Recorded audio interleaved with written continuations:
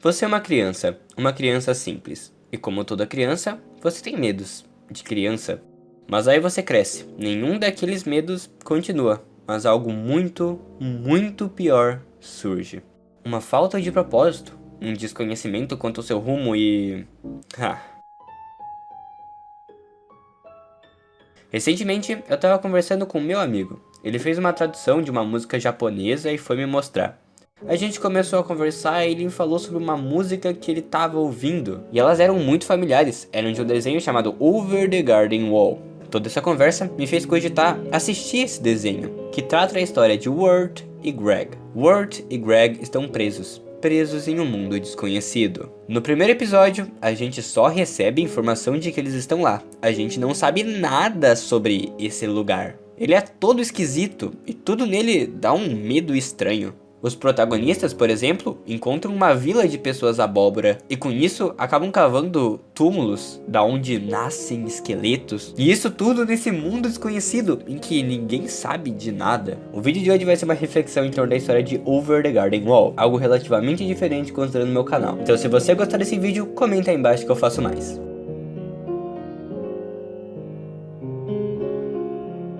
No meio da história, aparece um personagem, um senhor que vive na floresta. E esse senhor é atormentado por uma fera. E a fera é completamente misteriosa, ela não tem forma, ela parece como silhueta. E embora seja só uma história fictícia, Over the Garden Wall consegue representar muito bem a sensação de medo. Quando eu assisti, eu encarei todo aquele mundo como uma grande metáfora. E esse mundo esquisito reflete na vida real. O futuro é assim.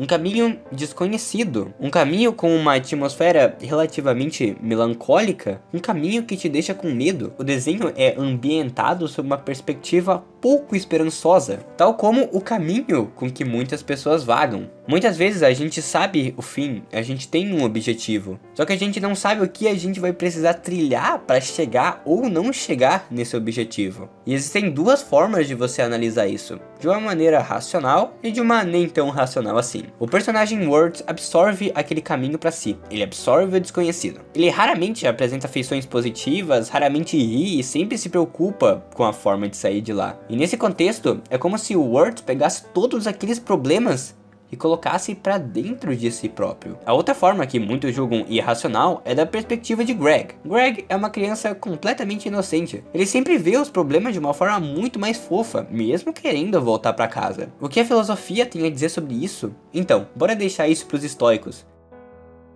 Muitos já devem saber, mas o estoicismo é uma doutrina que prega a necessidade de dar menos importância para o incontrolável. O Greg, embora uma criança, apresenta muito estoicismo nele. Ele não se deixa afetar pelo que ele não consegue controlar. A gente atribui a personalidade do Greg como a personalidade do infantil, do emocional, mas na verdade ele consegue ser até mais racional que o Wirt. E eu pergunto para você, se existisse um espectro de Wirt e Greg, aonde você estaria? Você seria o estoico, o que vê a vida de uma forma bonita? Ou você seria o que é condenado pela racionalidade?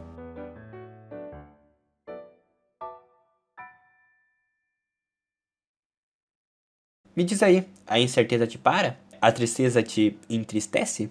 Talvez você seja como Wirt.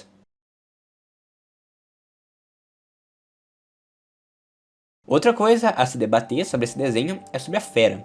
A fera é a personificação do desconhecido, ela é a personificação do medo. Ela vaga pela floresta, coletando almas e tira qualquer esperança das pessoas daquele universo. Todos têm medo da fera. A fera brinca com você. A fera congela você. Ela cria joguinhos da sua vida, e esses joguinhos são impossíveis de se vencer. Como por exemplo, quando ela pede pro Greg colocar o sol em uma xícara. A fera diz respeito a tudo de ruim que acontece na nossa jornada nesse planeta azul. A fera é quem barra a gente de ser a pessoa que a gente quer ser. A fera pode ser o medo de sair de um ambiente que te prejudica, o medo de tentar algo novo, o medo de seguir o seu sonho pelo que a sociedade e a família vão dizer. E o final da série é muito interessante nesse aspecto, porque o final é um confronto entre Wirt, Greg e a fera, mas ele não é um confronto físico, ninguém pega em armas. Para entender esse final, a gente tem que entender um pouco sobre a história da psicologia.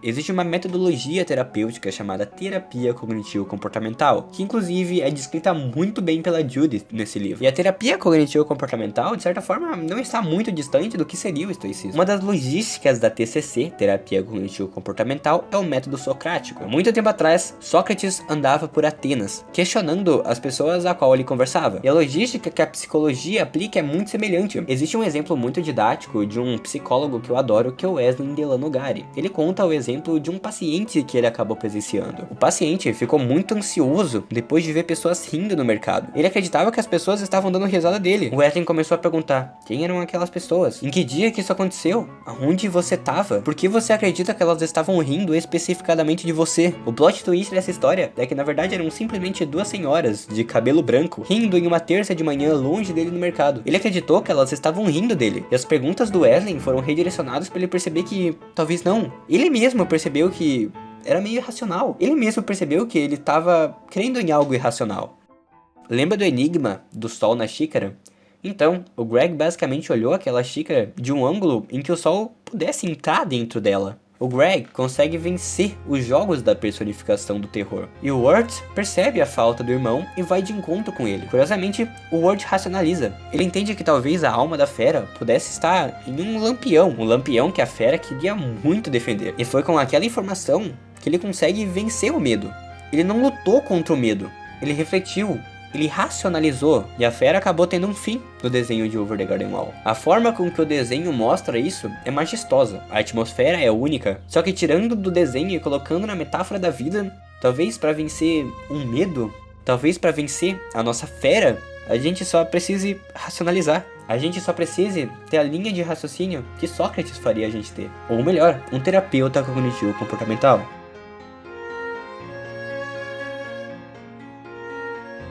Que o vídeo de hoje vai ficando por aqui. Eu espero que vocês tenham gostado. Beijos e tchau!